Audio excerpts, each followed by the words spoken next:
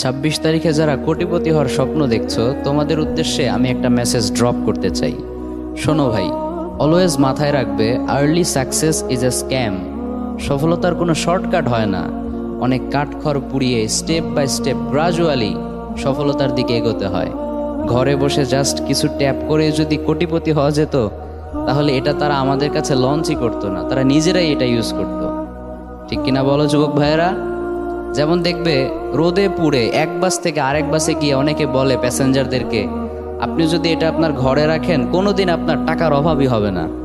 তো এটা সে নিজে কেন তার ঘরে রাখে না? সে কেন রোদে পুড়ে পুড়ে এগুলো বিক্রি করে? Doesn't make any sense. আরেকটা বিষয় খেয়াল করলে দেখবে, যত বড় বড় স্ক্যামার রয়েছে, ফ্রড রয়েছে, মোস্ট অফ দ্য টাইম এরা ছোট ছোট দেশকে টার্গেট করে, যেখানে প্রচুর বেকার যুবক রয়েছে, তাদের হাতে অঢেল সময় রয়েছে।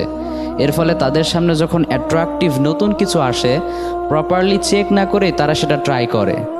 মোস্ট অফ দ্য টাইম তাদের ইন্টেনশন এমন থাকে যে ট্রাই করে দেখি না, যদি লাইগা যায়, যদি লাইগা যায়, না পেলে নাই, বাট যদি লাইগা যায় তাহলে তো আঙুল ফুলে কলা গাছ।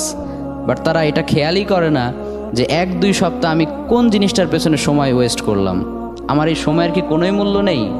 এটা আমরা না বোঝার কারণে আজকে আমরা এতটা পিছিয়ে। সো কলেজের টুকরা যুবক ভাইয়েরা, বি কেয়ারফুল।